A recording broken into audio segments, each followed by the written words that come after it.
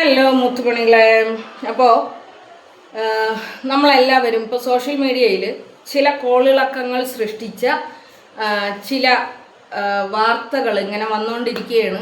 ഒരു ദുർനടപ്പുകാരി ജനങ്ങളെ പറ്റിച്ച് പണം കൈപ്പറ്റി ആ പണം ദുർനടപ്പിന് വേണ്ടി ചിലവാക്കിയ ഒരു നടത്ത ദോഷമുള്ള സ്ത്രീ അവരുടെ കയ്യിൽ നിന്നും അവരുടെ സ്വന്തം മകളെ ചൈൽഡ് ലൈനും അതുപോലെ ആ നാട്ടിലെ പ്രമുഖരും മഹല്ല ആൾക്കാരും കുടുംബക്കാരും ഇവളുടെ കുടുംബക്കാരും ഒക്കെ ഇടപെട്ട് അവളുടെ മകളെ മാറ്റി താമസിപ്പിക്കുന്ന ഒരു അവസ്ഥ ഉണ്ടായി.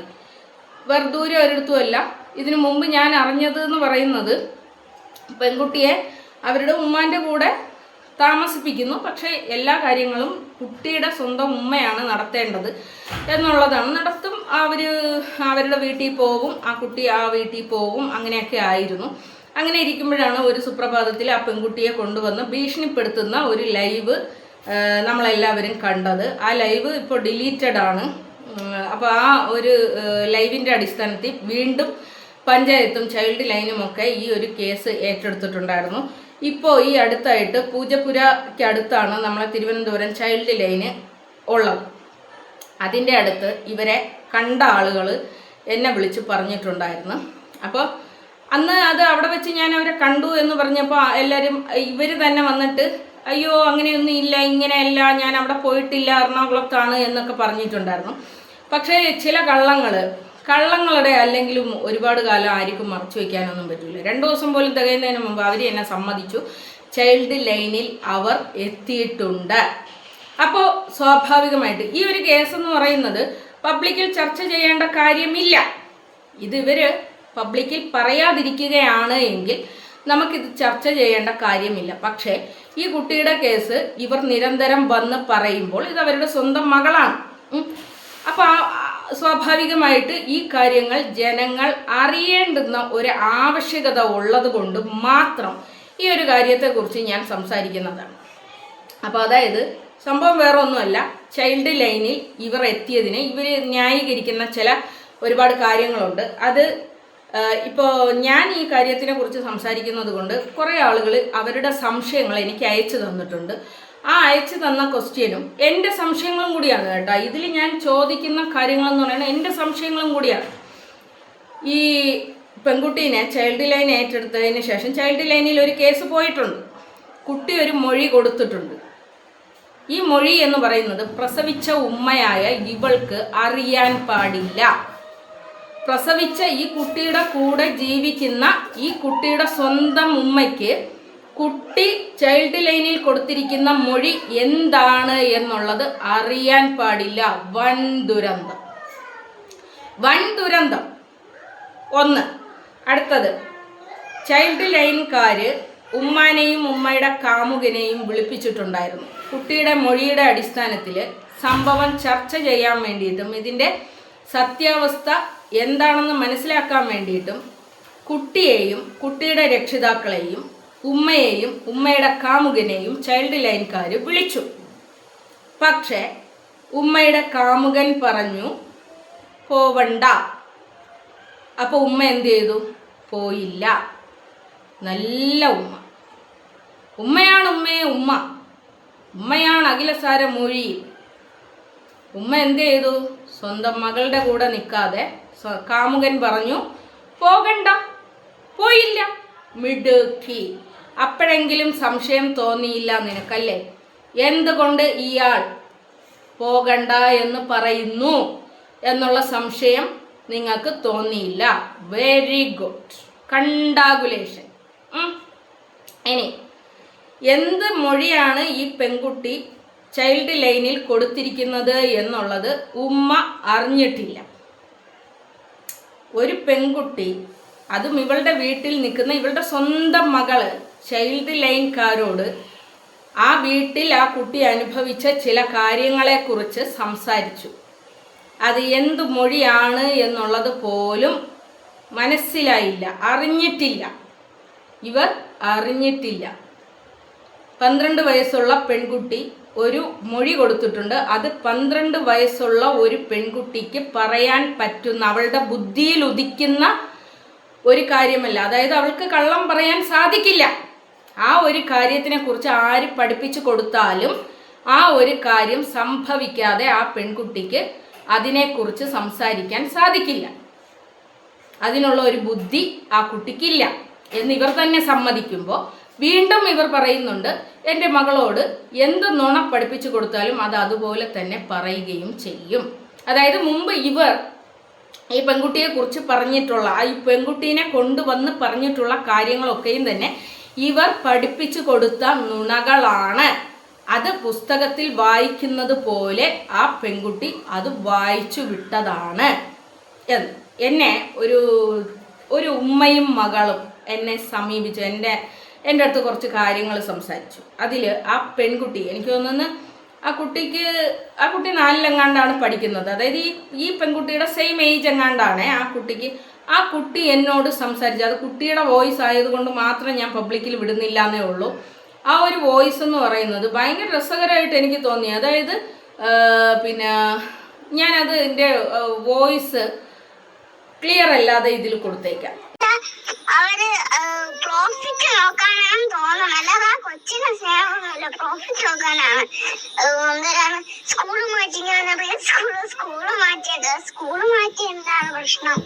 എനിക്ക് അത് അറിഞ്ഞത്. സ്കൂള് മാറ്റിയ ഒരു കുഴപ്പമില്ല, പഠിത്തം ചെറുതായിട്ടൊന്ന് മുടങ്ങുന്നേ ഉള്ളു, അല്ലാതെ വേറൊരു കുഴപ്പമില്ല. ഞാൻ ഇപ്പൊ തന്നെ 5 സ്കൂളിൽ മാറി.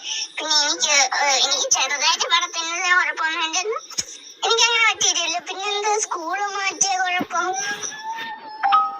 പിന്നെ ആ കൊച്ചിന് ഒരു ഹാപ്പിനെസ്സും ഇല്ല. കാരണം ആ ക്യാമറയിൽ വരുമ്പോ തന്നെ 1-2 ബ്ലാങ്ക് എക്സ്പ്രഷൻ. പിന്നെ മഷൂറാൻ അങ്ങനെ ക്യാമറയുടെ മുമ്പിൽ വരുത്തുന്നുമില്ല. അവരങ്ങനെ ഞാൻ ഇതിലേറ്റം കണ്ടിട്ടില്ല. എത്ര ലൈവില് ഇവര് മഷൂറിനെ ഇതിലാക്കിയിട്ട്, അല്ലാതെ മഷൂർ അന്ന് ആ ദിവസം വല്ലതും മാർക്ക് വാങ്ങുന്ന അതൊക്കെ കാണിക്കാൻ മാത്രമേ ഇവര്, അല്ലാതെ നോർമലായിട്ട് കൊണ്ടുവരേ ഇല്ല.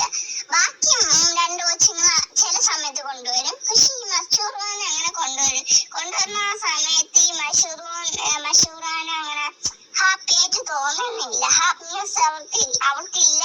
ഹാപ്പിനെസ് കണ്ടിട്ട് കുറെ ദിവസമായാണ് അവരിരിക്കുന്നത്. നിങ്ങളൊന്ന് നോക്കണം, ഒരു കൊച്ചുകുട്ടി എന്നോട് സംസാരിച്ചതാണ് ഈ പെൺകുട്ടിയെ കുറിച്ച്. അതായത് ഈ പുസ്തകത്തിലുള്ളത് വായിച്ച് പറയുന്നത് പോലെയാണ് ആ പെൺകുട്ടി എന്നുള്ളത്. ചെറിയ കുട്ടികളുടെ വോയിസ് നമ്മൾ അങ്ങനെ ഇടാൻ പാടില്ല. അതുകൊണ്ടാണ് ഞാനിങ്ങനെ ഭയങ്കര കൺഫ്യൂഷനാണ്, അത് ഇടണോ വേണ്ടതെന്ന്. ഒരു ബൊമ്മ പോലെ, അതായത് കീ കൊടുക്കുമ്പോൾ ഓടുന്ന ബൊമ്മ പോലെയാണ് ആ പെൺകുട്ടിയെന്ന് ഈ കൊച്ചു പറയും. അപ്പോൾ ഒന്ന് ആലോചിച്ച് നോക്കുക, പെൺകുട്ടി പോലും ഇവളുടെ മകളെ ഒബ്സർവ് ചെയ്തിരിക്കുന്ന ഒരു രീതി നിങ്ങളൊന്ന് നോക്കണം. ഇനി അടുത്ത ഒരു സംഭവം, ഇത് ഒരുപാട് പേര് എനിക്ക് കിട്ടിയെന്ന ക്വസ്റ്റ്യൻസ് ആണ് കേട്ടോ. ഒന്നും അവിടെ സംഭവിച്ചിട്ടില്ല എങ്കിൽ മാനസിക സമനില തെറ്റേണ്ട ആവശ്യമുണ്ടോ? അതായത് ഇവരുടെ ലൈവ് ഞാൻ കണ്ടിട്ടില്ല കേട്ടോ. എനിക്ക് തോന്നുന്നു ഇവരുടെ ലൈവിലായിരിക്കാം ഇവരിങ്ങനെ പറഞ്ഞിട്ടുണ്ട് അത്രേ, എൻ്റെ സമനില തെറ്റുന്നു. സമനില തെറ്റുകയല്ല വേണ്ടത്. സത്യത്തിൽ ഇവിടെ എനിക്കൊരു കാര്യം ഓർമ്മ വരുന്നത്, അതായത് കുറച്ച് നാളുകൾക്ക് മുമ്പ് എൻ്റെ മോള് ഒരു കാര്യം പറഞ്ഞിട്ടുണ്ടായിരുന്നു. അതായത് അവളുടെ സുഹൃത്തുക്കളെല്ലാം കൂടി ചേർന്ന് ഈ വെക്കേഷന് ഇവര് വാഴ 2 കാണാൻ വേണ്ടിയിട്ട് പോയി. അപ്പോൾ വാഴ 2 കാണാൻ വേണ്ടിയിട്ട് പോയപ്പോൾ ഇവരുടെ ഏജിലുള്ള കുറേ കുട്ടികളാണ് സെറ്റായിട്ട് പോയിരിക്കുന്നത്. അപ്പോൾ ആ തിയേറ്ററിൽ ഒരു രംഗം കണ്ടപ്പോൾ ഇവരെല്ലാവരും ഭയങ്കരമായിട്ട് കൈയടിച്ചു. ഈ കൈയടിച്ചപ്പോൾ എൻ്റെ മോളിങ്ങനെ തിങ്ക് ചെയ്തു അത്രേ. അവൾക്കും അത് ഇഷ്ടപ്പെട്ടു, അവളും അത് കൈയടിച്ചു. പക്ഷെ അവൾ രണ്ടാമതിങ്ങനെ ആലോചിച്ചത്രേ. എന്താണ് ആ കാര്യം എന്ന് പറഞ്ഞു കഴിഞ്ഞാൽ, വാഴ 2-ൽ ഒരു ഫാമിലി ഉണ്ട്. ഇവർ കുറേ ഫാമിലി, അവരുടെ മക്കൾ, ഇതൊക്കെയാണ് അതിലെ കഥ എന്ന് പറയുന്നത്. അതിൽ ഒരു സഹോദരനും സഹോദരിയുമുണ്ട്. സഹോദരി സ്കൂള് കട്ട് ചെയ്ത്, ക്ലാസ് കട്ട് ചെയ്ത് സിനിമയ്ക്ക് പോയി. ഈ സിനിമയ്ക്ക് പോയ സമയത്ത് മാഷൊക്കെ അറിയുന്നു. മാഷ് പോയി അവിടെ നിന്ന് പൊക്കിക്കൊണ്ടുവരുന്നു ഇവരെ എല്ലാവരെയും. കുറേ കുട്ടികളൊക്കെ ആയിട്ടാണ് സിനിമയ്ക്ക് പോയിരിക്കുന്നത്.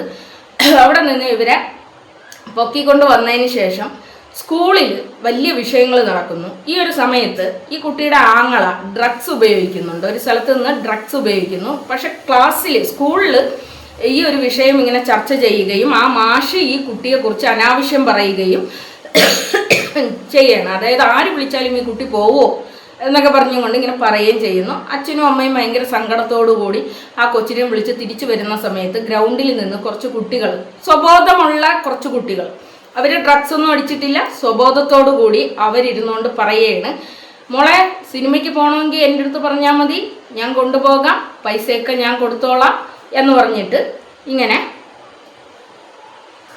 അപ്പോൾ ആ കുട്ടികൾ, സ്വബോധമുള്ള കുട്ടികൾ ഇങ്ങനെ ചോദിക്കുകയാണ്, ഈ പെൺകുട്ടിയുടെ അടുത്ത് ഇങ്ങനെ പറയുകയാണ്. അപ്പോൾ ഈ ഡ്രഗ്സ് അടിച്ചുകൊണ്ടിരിക്കുന്ന സ്ഥലത്ത് ഇവൻ്റെ അടുത്ത് ആരോ ചെന്ന് പറഞ്ഞു കൊടുക്കുകയാണ്. സ്കൂളിൽ പഠിക്കുന്ന കുട്ടികളാണ് കേട്ടോ.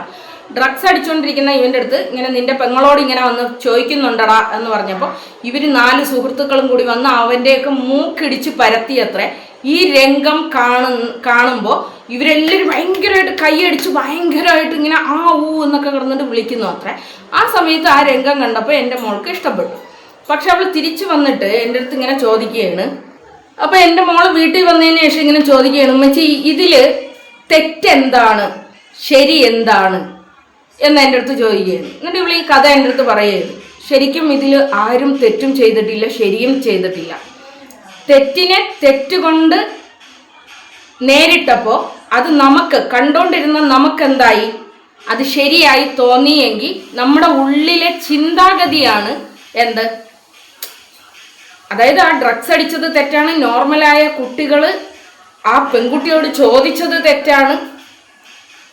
ഈ തെറ്റിനെ തെറ്റുകൊണ്ട് ആക്രമിച്ചപ്പോൾ അത് കണ്ടുകൊണ്ടിരുന്ന നമുക്ക് അത് ശരിയായി തോന്നിയെങ്കിൽ അത് നമ്മുടെ ഉള്ളിലെ മനുഷ്യത്വമാണ്, അല്ലേ? അപ്പോൾ അതങ്ങനെ കണക്ക് കൂട്ടിയാൽ മതി മോളെ എന്നിങ്ങനെ ഞാൻ പറഞ്ഞിട്ടുണ്ടായിരുന്നു. അപ്പോൾ നമ്മുടെ സഹോദരിയുടെ നേരെ വന്ന ഒരു തെറ്റിനെ ആ ആങ്ങള കൈകാര്യം ചെയ്തത് അവൻ്റെ മൂക്കിടിച്ച് പരത്തിയിട്ടാണ്. എന്നാൽ ഒരാങ്ങളയ്ക്ക് പോലും അങ്ങനെ ചെയ്യാൻ വേണ്ടിയിട്ട് കഴിഞ്ഞു എങ്കിൽ സ്വന്തം പെറ്റുമ്മയ്ക്ക് ഇതിന് സാധിച്ചില്ല എന്ന് പറയുമ്പോൾ, സ്വന്തം മകൾ ഇങ്ങനെ ഒരു മൊഴി കൊടുത്തു എന്ന് പറയുമ്പോൾ ആ മൊഴി ഞാൻ വിശ്വസിക്കുന്നില്ല, അത് ഞാൻ അംഗീകരിക്കുന്നില്ല. അതായത് എൻ്റെ സ്വന്തം മകൾ പറഞ്ഞത് പച്ച കള്ളമാണ്. എൻ്റെ മോളെ കൊണ്ട് ആരോ അത് പറയിപ്പിക്കുകയാണ് ചെയ്തത്. ഇതിലെ സത്യമേത് കള്ളമേതെന്ന് അന്വേഷിക്കാൻ എനിക്ക് മനസ്സില്ല. ഇതിലെ സത്യമേത് എന്ന് ചോദിക്കാൻ എനിക്ക് അന്വേഷിക്കാൻ മനസ്സില്ല. കാരണം എന്താണ്, എനിക്കൊരു പുരുഷനില്ലാതെ ജീവിക്കാൻ സാധിക്കില്ല. ഇതിൽ ഏത് തെറ്റ് ഏത് ശരിയെന്ന് നമുക്ക് പോലും മനസ്സിലാക്കാൻ വേണ്ടിയിട്ട് പറ്റുന്നില്ല. ഇതേ കാര്യം പറയുമ്പോൾ എനിക്ക് മറ്റൊരു കാര്യം കൂടി ഇവിടെ പറയേണ്ടതായിട്ട് വരും. അതായത് ദൃശ്യം എന്ന് പറയുന്ന സിനിമ, അവിടെ സ്വന്തം മകളോട് അക്രമം കാണിച്ച ഒരുത്തനെ ആ മകൾ കൊന്നു, മകളും ഭാര്യയും കൂടി ചേർന്ന് കൊന്നു. ആ കൊന്ന ശവത്തിനെ എവിടെ കൊണ്ടൊന്ന് മറവ് ചെയ്യും? തൻ്റെ ഭാര്യയും മകളും നിയമത്തിൻ്റെ മുന്നിൽ എത്തിപ്പെടരുത് എന്നുള്ള ഒറ്റ ചിന്തയിൽ ഭയങ്കരമായ ക്രൂരത അയാൾ ചെയ്യുകയാണ്. ആ ആളിനെ മനസ്സിൽ സ്ഥാനം കൊടുത്ത് ഇന്നും ചുമക്കുന്ന ആളുകളുണ്ട്. ദൃശ്യം 1, 2, 3 സീസണൊക്കെ വന്നിട്ടും ഇന്നും ജോർജ് കുട്ടി എന്ന് പറയുന്ന അച്ഛനെ നെഞ്ചേറ്റിയിരിക്കുന്ന ജനങ്ങളുണ്ട്, അല്ലേ? അത് ഒരിക്കലും നമുക്കത് മനസ്സുകൊണ്ട് പോലും അംഗീകരിക്കാൻ വേണ്ടിയിട്ട് പറ്റാത്ത ബ്രൂട്ടലായിട്ടുള്ള ഒരു കൊലപാതകമാണ്. ആ കൊലപാതകത്തെ മറച്ചു വെക്കുന്ന ഒരു പരിപാടിയും കൂടിയാണ്. നിയമത്തിൻ്റെ മുന്നിൽ പോലും എത്താതിരിക്കാൻ അയാൾ ചെയ്യുന്ന ഒരുപാട് ക്രിമിനൽ ആക്ടിവിറ്റികളെ നമ്മൾ അതിനെ എന്ത് ചെയ്യുന്നു, അംഗീകരിക്കുകയാണ്. കാരണം എന്താണ്, സ്വന്തം മകൾക്ക് വേണ്ടി, സ്വന്തം കുടുംബത്തിന് വേണ്ടി അയാൾ ക്രിമിനൽ ആവുകയാണ്. ആ ക്രിമിനലിസം നമ്മൾ അംഗീകരിക്കുകയാണ്. അത് നമ്മുടെ ഉള്ളിലുള്ള ചില കാര്യങ്ങളാണ്. സത്യത്തിൽ ആരെങ്കിലും അതിനെക്കുറിച്ച് വിമർശിച്ചിട്ടുണ്ടോ എന്ന് പോലും എനിക്കറിയാൻ പാടില്ല. അതായത് മകളും ഭാര്യയും കൂടി കൊന്നത് മറ്റൊരച്ഛൻ്റെയും അമ്മയുടെയും സ്വപ്നങ്ങളെയാണ്, പ്രതീക്ഷകളെയാണ്, അവരുടെ കുഞ്ഞിനെയാണ്. അവരും ഒരു ഫാമിലിയായിട്ട് ജീവിക്കുന്നുണ്ട്. അവരുടെ ഫാമിലിയെ തകർത്തുകൊണ്ട് ഇവിടെ സ്വന്തം ഫാമിലിയെ രക്ഷിക്കുന്ന ഒരു മനുഷ്യനെ നമുക്ക് കാണാനായിട്ട് സാധിക്കും. അപ്പം അങ്ങനെയൊക്കെ ഉള്ള കാര്യങ്ങൾ നമ്മൾ അംഗീകരിക്കുമ്പോൾ സ്വന്തം കുഞ്ഞിനെ, സ്വന്തം കുട്ടി ഒരിടത്ത് പോയി ഒരു മൊഴി കൊടുത്തിട്ട് അവർ തന്നെ രണ്ട് പക്ഷവും പറയുന്നുണ്ട്. അതായത് എൻ്റെ മകൾക്ക് അത്തരത്തിൽ ചിന്തിച്ച് ആ ഒരു മൊഴി കൊടുക്കാനായിട്ട് സാധിക്കില്ല, ആ ഒരു അറിവ് എൻ്റെ മകൾക്കില്ല. അതേസമയം ഇവർ ഇപ്പുറത്തിരുന്നുണ്ട് വീണ്ടും ഒരു കാര്യം കൂടി പറയുന്നുണ്ട്, എൻ്റെ മകളോട് ആര് എന്ത് പറഞ്ഞു കൊടുത്താലും പുസ്തകപ്പുഴുവിനെ പോലെ അത് പഠിച്ച് കാണാതെ പറയാൻ അവൾക്ക് കഴിവുണ്ട്. അതായത് അവൾ നേരിട്ട ആ ഒരു വിഷയം എന്ന് പറയുന്നത് അതിൽ സത്യാവസ്ഥ ഇല്ല എന്ന് ഇവർ വാദിക്കുകയാണ്. അത് സത്യമല്ല. എൻ്റെ മകൾ പറയുന്നത് കളവാണ്. ലോകത്ത് ഒരു ഉമ്മയ്ക്കും ഇതുപോലൊരവസ്ഥ ഉണ്ടാകാതിരിക്കട്ടെ. ചേട്ടാ, ഇങ്ങനെ ഒരു സംഭവം നടക്കുമ്പോൾ ബുദ്ധിയുള്ള ഏതൊരു ഉമ്മയും ചിന്തിക്കുന്ന ഒരു കാര്യമുണ്ട്. ഇത് രഹസ്യമായി കൈകാര്യം ചെയ്ത് രഹസ്യമായി ഇതിനെ ഡീല് ചെയ്യുക എന്നുള്ളത്. കാരണം ഇതെൻ്റെ മകളുടെ ജീവിതവുമായിട്ട് ബന്ധപ്പെട്ട കാര്യമാണ്. പക്ഷെ ആ അമ്മ ചെയ്തതെന്ന് പറയുന്നത് അവിടെയും അവരെയും അവരുടെ കാമുകനെയും വെളുപ്പിക്കാൻ വേണ്ടിയിട്ടും ഇവർ ഏറ്റവും നല്ലതാണ് എന്ന് കാണിക്കാൻ വേണ്ടിയിട്ടും ഇവർ ചെയ്തത് അവരുടെ മകളെ, സ്വന്തം മകളെ പോലും അവർ എന്ത് ചെയ്യുകയാണ്, അവിടെ തെറ്റുകാരിയായിട്ട് പറയുകയാണ് ചെയ്യുന്നത്. ഇനി അടുത്ത ക്വസ്റ്റ്യൻ എന്തോന്നെന്ന് വെച്ച് കഴിഞ്ഞാൽ, 1 വർഷത്തോളം എന്താവശ്യത്തിനും അവൻ പൈസ അയച്ചു കൊടുക്കും. അവർ ഇന്നലത്തെ ലൈവിൽ എന്തോ പറഞ്ഞ ഒരു കാര്യമാണെന്ന് തോന്നുന്നത് കേട്ടാ. 1 വർഷത്തോളം ഈ കുട്ടികൾക്ക് വേണ്ടുന്ന കാര്യങ്ങൾ ചെയ്തു കൊടുക്കാൻ ഈ പുള്ളിക്കാരൻ ഇവർക്ക് പൈസ അയച്ചു കൊടുക്കും. അങ്ങനെയാണെങ്കിൽ കുട്ടികൾക്ക് ഡ്രസ്സില്ല, ചിക്കൻ ഇഷ്ടമാണ്, വീട് പണിക്ക് എന്നൊക്കെ പറഞ്ഞ് ഇരുന്ന് വീഡിയോയ്ക്ക് മുന്നിൽ വന്ന് ജനങ്ങളെ പറ്റിക്കുക തന്നെ ആയിരുന്നില്ലേ? ഇതൊരു ക്വസ്റ്റ്യനാണ്, ഒരു 1.5 ക്വസ്റ്റ്യനാണ്. ഇവര് ഇപ്പോഴും, അതായത് ഒരാഴ്ചയ്ക്കോ 2 ആഴ്ചയ്ക്കോ മുമ്പ് ഇവരിട്ട വീഡിയോയിലും ഇവർ പറയുന്ന ഒരു കാര്യമുണ്ട്. ഈ ഷാൻ എന്ന് പറയുന്ന പുള്ളിക്കാരൻ എനിക്ക് 5 പൈസ എനിക്ക് ചെലവിന് തന്നിട്ടില്ല, ഞാനാണ് അവനെ പോറ്റുന്നത്, ഞാനാണ് അവന് ചെലവിന് കൊടുക്കുന്നത്, ഞാനാണ് ആ പുള്ളിക്കാരന് മന്തി വാങ്ങിച്ചു കൊടുക്കുന്നതും കുപ്പി വാങ്ങിച്ചു കൊടുക്കുന്നതും എല്ലാം ഞാനാണ് എന്ന് പറയുന്ന അതേ സ്ത്രീ വന്നിരുന്നിട്ട് പറയുകയാണ് 1 വർഷത്തോളം എനിക്കും എൻ്റെ മക്കൾക്ക് എന്താവശ്യമുണ്ടെന്ന് പറഞ്ഞാലും അതെല്ലാം വാങ്ങിച്ചു കൊടുക്കുന്ന ഒരാളാണ് ഈ ഷാൻ എന്ന് പറയുന്ന പുള്ളിക്കാരൻ. അങ്ങനെയാണെങ്കിൽ ചിക്കൻ ഇല്ല ഇക്ക, എൻ്റെ മക്കൾ ഇനി നാളെ എന്ത് കഴിക്കുമെന്ന് എനിക്ക് അറിയാൻ പാടില്ല ഇക്ക എന്നൊക്കെ പറഞ്ഞുകൊണ്ട് ഇക്കാക്കമാരുടെ കയ്യിൽ നിന്നും പണം വാങ്ങിച്ചത് തെറ്റ് തന്നെയല്ലേ? ഈ പുള്ളിക്കാരനെ അറിഞ്ഞുകൊണ്ട് തന്നെയല്ലേ ഈ ജനങ്ങളെ മുഴുവൻ ഈ വിളിച്ച് പൈസ ഇല്ല എന്ന് പറഞ്ഞ് ട്രാപ്പ് ചെയ്തത് അല്ലേ? കുട്ടികൾക്ക് ഡ്രസ്സില്ല, അപ്പൊ കുട്ടികൾക്ക് എന്താ ആവശ്യമുണ്ടെങ്കിൽ ഈ പുള്ളിക്കാരൻ നേടിക്കൊടുക്കും. പിന്നെ എന്തിന് ഡ്രസ്സില്ല, ഉടുപ്പില്ല, പിന്നെ ഫീസില്ല എന്നൊക്കെ പറഞ്ഞുകൊണ്ട് കളവ് പറഞ്ഞുകൊണ്ട് സൊസൈറ്റിയിൽ വന്നത്? റബ്ബർ പാലെടുത്തും യൂട്യൂബ് വരുമാനം പലരും സഹായിച്ചിട്ടും പോരാഞ്ഞിട്ട് കാമുകൻ അയച്ചു കൊടുക്കുന്നതും എവിടെയും തികയുന്നില്ല. അതൊരു ഗുഡ് ക്വസ്റ്റ്യനാണ്. ഈ ഒരു ക്വസ്റ്റ്യൻ ഇട്ട ആളിനെ ഞാൻ സമ്മതിക്കുന്നു. അതായത് ഈ പുള്ളിക്കാരത്തിക്ക് ഒരു വരുമാനമുണ്ട്, റബ്ബർ പാൽ എടുത്തിട്ട് ഇവർക്ക് നല്ല രീതിയിൽ ഒരു കുടുംബം പോറ്റാനും ലക്ഷങ്ങൾ സമ്പാദിക്കാനും ഇവരെ കൊണ്ട് കഴിഞ്ഞിട്ടുണ്ട് എന്ന് ഇവർ തന്നെ സമ്മതിക്കുന്നു. ആ ഒരു സമയത്ത് ഇവർക്ക് നാടിൻ്റെ നാനാഭാഗത്തു നിന്നും സഹായങ്ങളും എത്തുന്നുണ്ടായിരുന്നു. ഇവർക്ക് നാനാഭാഗത്തു നിന്നും ആളുകളുടെ സഹായങ്ങളും എത്തുന്നുണ്ടായിരുന്നു.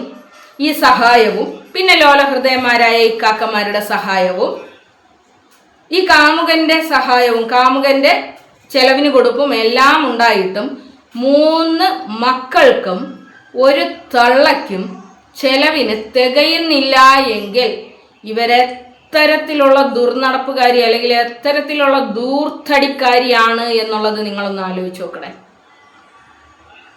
ഇനി ഈ ഒരു വിഷയം എന്നോട് വേറെയും ആൾക്കാർ വിളിച്ചു പറഞ്ഞ ഒരു കാര്യമാണ് കേട്ടാ. TV കാണാൻ എന്ന് പറയുന്നത് കള്ളം. അവിടെ TV റീചാർജ് ചെയ്യുന്നില്ല. അവിടെ TVയുടെ സൗണ്ട് ഞങ്ങൾ ഈ പരിസരത്തുള്ള ഒരാളും കേൾക്കാറ് പോലുമില്ല. അത്തരത്തിലൊരു TV അവിടെ ഉപയോഗിക്കുന്നതായിട്ട് ഞങ്ങൾക്ക് അറിയാൻ പാടില്ല എന്ന് പറയുന്നുണ്ട്. അതായത് ഈ ഉമ്മാടെ ഇപ്പം നമുക്ക് എല്ലാവർക്കും അറിയാവുന്ന ഒരു കാര്യമാണ്, നമുക്ക് ആവശ്യമുണ്ടെങ്കിൽ ചാർജ് ചെയ്താൽ മതി. TV ഉള്ള വീടുകളിൽ എല്ലാവർക്കും അറിയാവുന്ന ഒരു കാര്യമാണ്. നമുക്കിപ്പോൾ ഒരു എക്സാം ഒക്കെ വരുന്ന സമയത്ത് നമുക്ക് 2 മാസം TV റീചാർജ് ചെയ്യേണ്ട കാര്യമില്ല. റീചാർജ് ചെയ്താൽ മാത്രം ആക്റ്റീവ് ആകുന്ന ചാനലാണ് ഇപ്പോൾ നമ്മുടെ TVകളിലുള്ളത്. ഇപ്പം 299 രൂപ കൊടുത്ത് അല്ലെങ്കിൽ 600 രൂപ കൊടുത്ത് 499 രൂപ കൊടുത്ത് നമ്മൾ ചാർജ് ചെയ്താൽ മാത്രം 1 മാസം നമുക്ക് ടി വി കാണാൻ, ടി വിയിൽ ചാനലുകൾ കാണാം. ഇവിടെയും നമുക്ക് ഇഷ്ടമുള്ള ചാനൽ മാത്രം തിരഞ്ഞെടുത്തുകൊണ്ട് നമുക്ക് 150 രൂപയ്ക്കോ 200 രൂപയ്ക്കോ ഒക്കെ ചാർജ് ചെയ്യാം. അപ്പം അങ്ങനെ പോലും അവർ ആ ടി വി ചാർജ് ചെയ്യുന്നില്ല എന്നുള്ളതാണ് അയൽക്കാർ പറയുന്നത്. പിന്നെ ഈ ടി വി കാണാൻ വേണ്ടിയിട്ട് എന്നുള്ള കളവ് ഇവർ എന്തിനു പറയുന്നു എന്നത് അന്വേഷിക്കണമെന്നും പറയുന്നുണ്ട്. ഇവിടെ ഇപ്പോഴും നിലനിൽക്കുന്ന ഒരു കാര്യം എന്ന് പറയുന്നത് കുട്ടിക്ക് അസഹനീയമായ എന്തോ ഒന്ന് സംഭവിച്ചിട്ടുണ്ട്. അത് കുട്ടിയോട് അന്വേഷിക്കാനോ ഞാനുണ്ട് മോളെ എന്ന് പറയാനോ ആ ഉമ്മ തയ്യാറായിട്ടില്ല. അതിൻ്റെ ഫലമായി ആ പെൺകുട്ടി, എന്നിട്ട് ഞാൻ അറിഞ്ഞതാണ്, ഇവിടെ വെച്ച് ഈ ചൈൽഡ് ലൈനിൻ്റെ ഉള്ളിൽ വെച്ച് ആ കുട്ടിയെ ഇവർ തൊടുമ്പോൾ ആ കുട്ടി കൈ കൊതറി മാറിപ്പോകുന്നത്. ഇത് ഞാൻ പറഞ്ഞതാണ്. ഇന്നലത്തെ ലൈവിൽ അവർ എന്നെ അത് സമ്മതിക്കുന്നു. ഞാനൊരു ഉമ്മ ചോദിച്ചിട്ട് പോലും ആ മോൾ എനിക്ക് തന്നില്ല. അങ്ങനെയാണെങ്കിൽ ആ കുട്ടി അനുഭവിച്ചത് എന്തായിരിക്കും? നീ പറഞ്ഞ കള്ളങ്ങളെല്ലാം കേട്ട് ജനങ്ങളുടെ മുന്നിൽ നീ പഠിപ്പിച്ചു കൊടുത്തതുപോലെയൊക്കെ വന്ന് പറഞ്ഞ ആ മകൾ നീ ചോദിച്ച ഒരു ഉമ്മ പോലും തരാൻ വൈമനസ്യം കാണിച്ചത് എന്തുകൊണ്ട്? നമ്മുടെ മക്കളൊന്നും അത് ചെയ്യൂലടെ. എൻ്റെ മക്കൾക്കൊരു വേദനയോ വിഷമമോ വന്നു കഴിഞ്ഞാൽ ഇനി ഞാൻ തന്നെ അവരോട് എന്തെങ്കിലും ഒരു തെറ്റ് ചെയ്ത് ഞാനൊരു 5-6 അടി കൊടുത്തതെന്ന് വെച്ചോ, ഞാൻ എൻ്റെ മക്കളെയൊക്കെ അടിക്കാറുണ്ട്. എൻ്റെ മക്കളെ അടിച്ചതിന് ശേഷം ഞാൻ പോയി മക്കളെ എന്നൊന്ന് വിളിച്ചാൽ അവർ ഓടി വന്ന് എൻ്റെ നെഞ്ചത്തോട്ട് ചാഞ്ഞിട്ട് ഉമ്മച്ചി എന്തിനെന്നെ ഇങ്ങനെ അടിച്ചു എന്ന് ചോദിക്കാറുണ്ടേ. എന്നെ കെട്ടിപ്പിടിച്ച് അവർ കരയാറുണ്ട്. ഞാൻ എൻ്റെ മക്കളെ ഇപ്പം അടിക്കാറില്ല. ഈ ഒരു വിഷയം ഇത് എനിക്ക് താങ്ങാൻ കഴിയുന്നതിലും അപ്പുറമായതുകൊണ്ട് തന്നെ ഞാൻ എൻ്റെ മക്കളെ അടിക്കാറില്ല. പക്ഷെ ഏതെങ്കിലും ഒരു സാഹചര്യത്തിൽ എനിക്ക് അവരെ അടിക്കേണ്ടി വന്നാൽ ഞാൻ ഇങ്ങനെ ഒന്ന് കൈ നീട്ടിയാൽ മതി. എൻ്റെ ആച്ചുപ്പനെ ആയിരുന്നാലും ഞാൻ ഡാ എന്ന് വിളിച്ചു കഴിഞ്ഞാൽ അവ അവിടെ നിന്ന് കരയും. ആ കരയുന്ന മോൻ്റെ നേരെ നോക്കി മക്കളിങ്ങ് വാ എന്ന് പറഞ്ഞ് ഞാൻ എൻ്റെ 2 കൈയും വിരിച്ചാൽ അവൻ ഓടി വന്ന് എൻ്റെ മാറത്തോട്ട് ചായുന്ന ഒരു രംഗമുണ്ട്. ഒരു ഉമ്മമാർക്കും താങ്ങാനോ ഒന്നും പറ്റാത്ത ഒന്നാണ്. മക്കളെ സ്നേഹിക്കുന്ന ഒരു ഉമ്മ മക്കളൊരു ബുദ്ധിമുട്ട് നേരിടുന്നു എന്ന് കാണുമ്പോൾ മോളെ ഞാനുണ്ട് നിന്റെ കൂടെ എന്ന് പറയാൻ ധൈര്യം പറ്റുന്നില്ല എങ്കിൽ അവരുമ്മ എന്നുള്ള നിലയിൽ വൻ പരാജയമാണ്. ഇത്രയും 12 വർഷത്തോളം ഇവർ പോറ്റി വളർത്തി ഇവർ കൊടുത്ത സ്നേഹം സത്യമായിരുന്നു എങ്കിൽ ഈ മകൾ ഇവളെ വിട്ട് മാറി നിൽക്കാൻ തുടങ്ങിയിട്ട് ഒരാഴ്ചയായി. ഈ ഒരാഴ്ചയിൽ ഏതെങ്കിലും ഒരു സമയം മോളെ എന്ന് വിളിക്കുന്ന ആ വിളിക്ക് ഉത്തരം നൽകിക്കൊണ്ട് ഓടി വരാൻ ആ കുട്ടിക്ക് കഴിയുന്നില്ല എങ്കിൽ ഒരു ഉമ്മ എന്നുള്ള നിലയിൽ ഇവർ വൻ പരാജയമാണ്. വീണ്ടും വന്നിരുന്ന് സ്വയം ന്യായീകരിക്കുന്നതിന് പകരം ആ മകളുടെ വിശ്വാസം ഒരു തവണയെങ്കിലും നേടിയെടുക്കാൻ നീ ശ്രമിക്കുക. ജനങ്ങളുടെ സപ്പോർട്ടോ അല്ലെങ്കിൽ ജനങ്ങളുടെ പിച്ചയോ ജനങ്ങളുടെ അംഗീകാരമോ അല്ല. നീ ഈ ലോകത്തിൻ്റെ മുഴുവൻ അംഗീകാരം നേടിയാലും നിന്റെ മകളുടെ അംഗീകാരം നിനക്ക് കിട്ടിയില്ല എങ്കിൽ നീ വെറും ശവത്തിനു തുല്യമാണ് സ്ത്രീയെ. നീ വെറും ശവത്തിനു തുല്യം.